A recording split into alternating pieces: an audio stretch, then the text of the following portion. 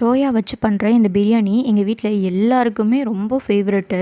இது சாப்பிட்றதுக்கும் அவ்வளோ டேஸ்ட்டாக இருக்கும். எப்படி பண்ணுறதுன்னு பார்க்கலாமா? இப்போது நான் ஒரு 5 மினிட்ஸ் போல் சோயாவை வெந்நி தண்ணியில் ஊற வச்சு எடுத்திருக்கேன். இதோட 1/4 டீஸ்பூன் அளவுக்கு மஞ்சத்தூள், 1/4 டீஸ்பூன் அளவுக்கு வெறும் மிளகாய்த்தூள், 1/4 டீஸ்பூன் அளவுக்கு உப்பு சேர்த்து, அதோட கொஞ்சம் தயிர், கரம் மசாலா சேர்த்து இதை நல்லா மேரினேட் பண்ணி வச்சிடலாம். இப்போது ஒரு பிரியாணி பாத்திரத்தில் 3 டீஸ்பூன் அளவுக்கு எண்ணெய் சேர்த்துக்கலாம். அதோட பிரியாணி இலை 2, பட்டை 2 சேர்த்து இதை நல்லா பொரிய விட்டுறலாம். நறுக்கி வச்சுருக்க பெரிய வெங்காயத்தையும் இதோடு சேர்த்து நல்லா கலந்து கொடுத்துக்கலாம்.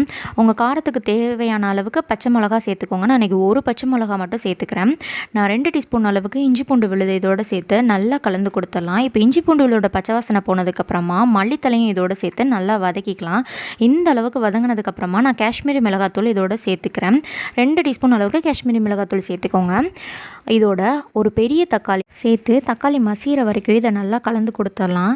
இப்போ இந்த அளவுக்கு தக்காளி மசிஞ்சு வரும்போது நம்ம நறுக்கி வச்சுருக்க காயை இதோடு சேர்த்து நல்லா கலந்து கொடுத்துடலாம். இப்போ நம்ம மேரினேட் பண்ணி வச்சுருக்க சோயாவையும் இதோடு சேர்த்து நல்லா கலந்து கொடுத்துடலாம். இப்போ 2 டீஸ்பூன் அளவுக்கு தயிரை இதோடு சேர்த்து எல்லாத்தையும் நல்லா கலந்து கொடுத்துடலாம். இப்போது இந்த பிரியாணிக்கு தேவையான அளவுக்கு தண்ணி சேர்த்துக்கலாம். 1க்கு 1.5ங்கிற கணக்கில் தண்ணி சேர்த்துக்கோங்க. நான் இன்றைக்கி 2 கிளாஸ் அளவுக்கு தண்ணி சேர்த்துக்கிட்டேன். இதை நல்லா கலந்து விட்டுட்டு இந்த தண்ணி கொதிச்சு வரும்போது நம்ம ஊற வச்சு வச்சுருக்க பாஸ்மதி அரிசியையும் இதோடு சேர்த்துக்கலாம். இப்போ இந்த அளவுக்கு தண்ணி கொதிக்கும் போது பாஸ்மதி அரிசியை உள்ளே சேர்த்துடலாம். இப்போது இதை நல்லா கலந்து கொடுத்துட்டு இப்போது இதை மூடி போட்டு 5 to 10 மினிட்ஸ் போல் அடுப்பை லோ ஃப்ளேமில் வச்சு மூடி போட்டு குக் பண்ணிக்கலாம். அரிசியும் தண்ணியும் ஒரே லெவலுக்கு வரும். இப்போ பிரியாணிக்கு தம் போடுற மாதிரி தோசைக்கல் வச்சு இதை தம் போட்டுடலாம். மேலே வெயிட்டுக்கு ஏதாவது எடுத்து வச்சிடலாம்.